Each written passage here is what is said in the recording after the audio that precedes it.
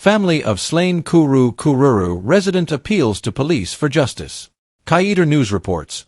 Relatives of Aubrey Richardson, a 61-year-old resident of Kuru Kururu known as Gubby, who was shot during a robbery and succumbed to his injuries on September 5, 2024, are urging the Guyana Police Force, GPF, to intensify efforts to bring his killers to justice.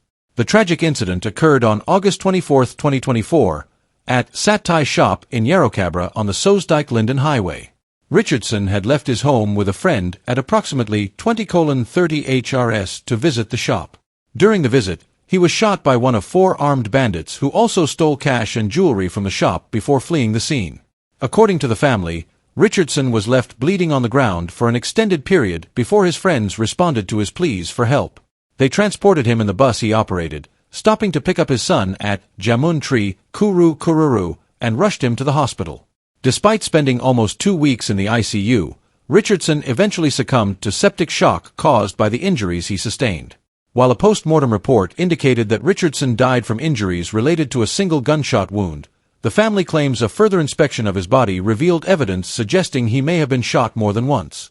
This, coupled with reports from the community, has led relatives to suspect that there may be more to the story than initially reported. The family also expresses frustration over the slow progress in the investigation, despite providing police with potential leads.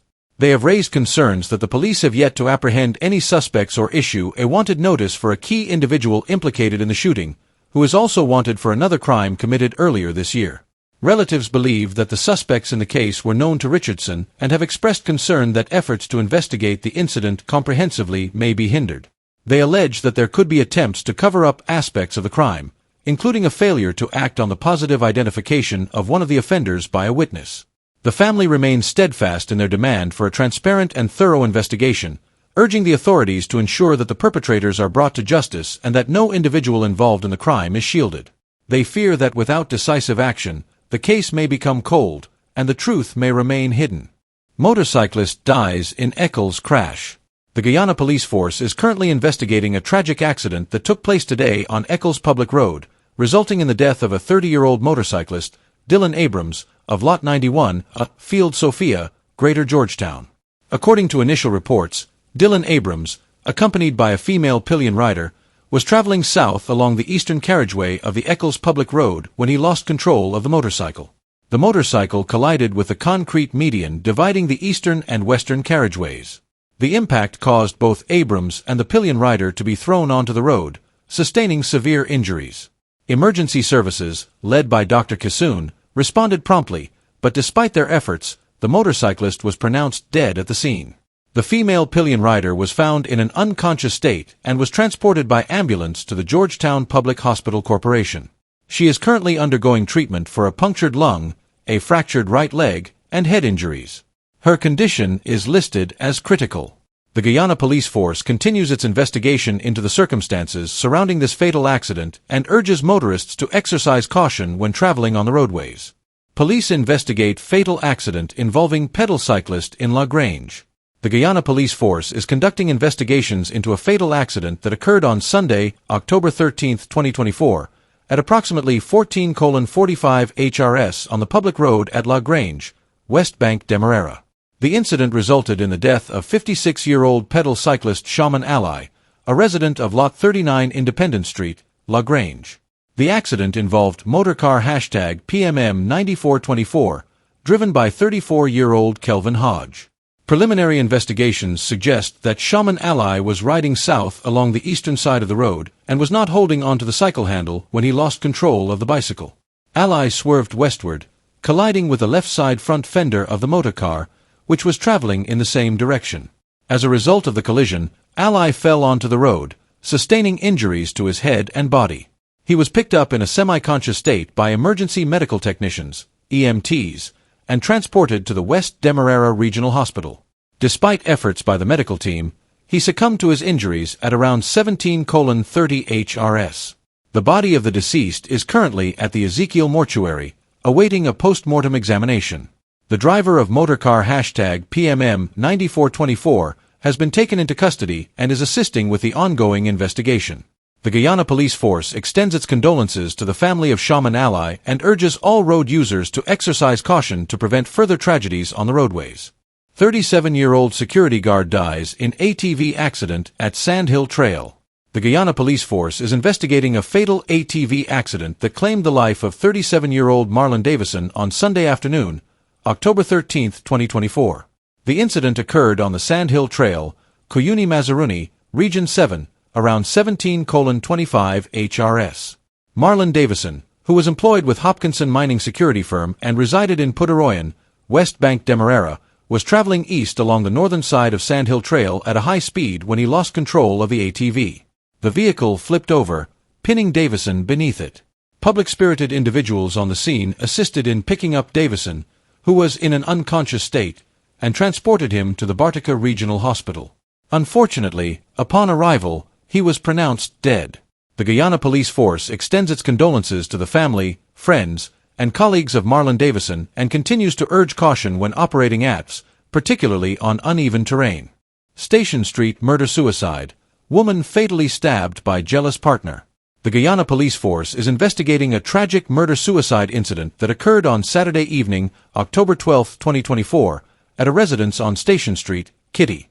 The incident claimed the lives of 25-year-old Eunice Zamora Castro and her 60-year-old reputed husband, known only as LTO.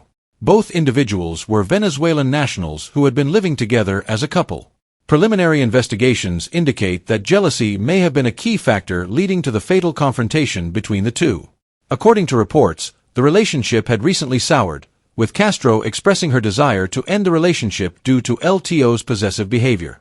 On the day of the incident, the couple returned home from work and were seen sitting together on the veranda of their two-story concrete home, which they shared with other Venezuelan nationals. LTO handed Castro $1,000 to clear a minor debt, but she indicated that she did not have change and would repay him later. Following this interaction, LTO moved to the lower flat of the house.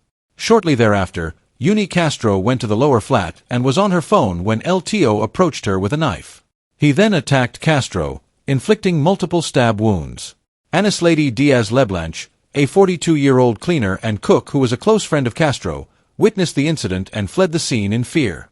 The police were summoned to the location, where they discovered Castro lying face-up with multiple stab wounds and LTO hanging from the roof of the house. Both individuals were pronounced dead at the scene by Dr. Pluck from the Georgetown Public Hospital Corporation, GPHC. A post-mortem examination revealed that Eunice Castro sustained 14 stab wounds, while LTO had inflicted 9 stab wounds to his own chest area before taking his life. The Guyana police force continues to investigate this tragic incident.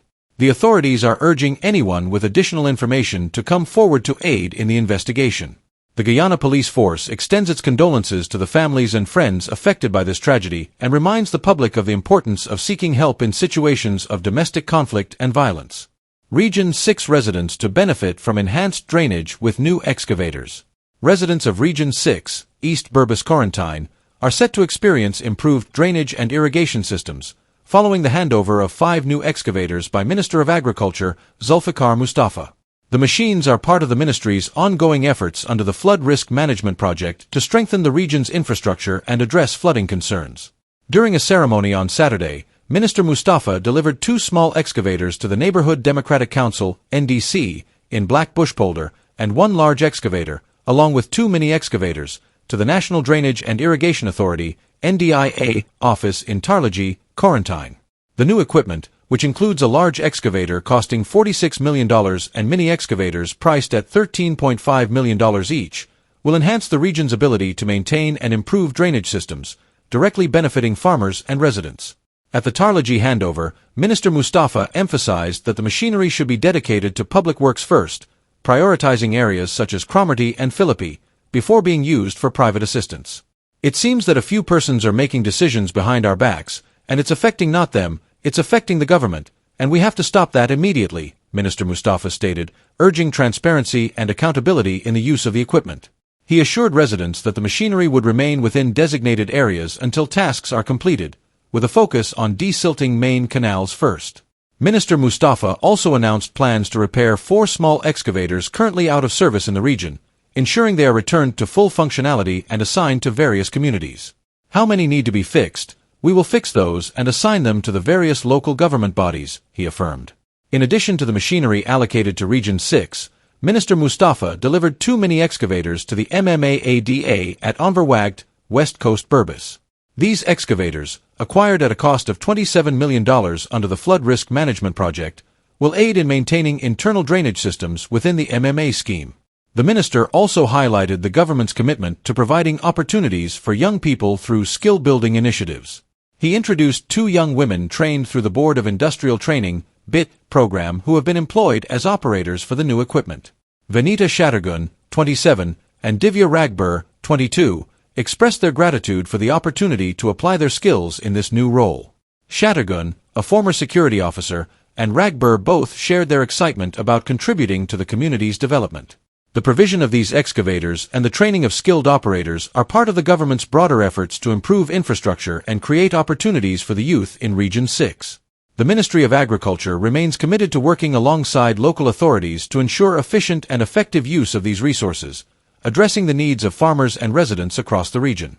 Paho urges countries in the Americas to strengthen dengue response as cases reach record highs.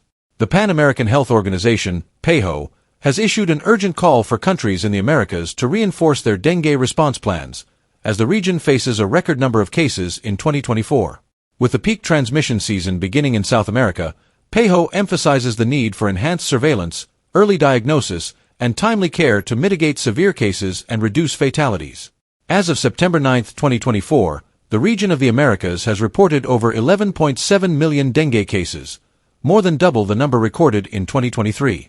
All 4 serotypes of the dengue virus are now present in the region, increasing the likelihood of severe illness and posing a heightened risk to public health. The Southern Cone subregion has seen a dramatic surge in dengue cases, with an increase of over 250% compared to the same period last year. Although the case fatality rate in the subregion remains relatively low, the growing number of cases raises concerns about potential severe outcomes and increased pressure on healthcare systems. Paho is urging its member states to prioritize actions that will strengthen their response to dengue and other arboviruses. This includes focusing on enhanced surveillance, to monitor trends and detect outbreaks early diagnosis and timely care, ensuring prompt medical attention to reduce the risk of complications and fatalities, strengthening health systems, preparing health facilities and personnel to manage a potential influx of dengue cases, training healthcare workers, equipping frontline workers with the knowledge and skills to recognize and treat dengue effectively, providing clear guidance to patients and families, educating the public about preventive measures and recognizing early warning signs of severe dengue. The rise in dengue cases poses a significant challenge to health systems across the Americas, making regional cooperation and timely response crucial to minimize the impact. Paho continues to collaborate with member states to implement measures that will protect communities and prevent the further spread of the virus.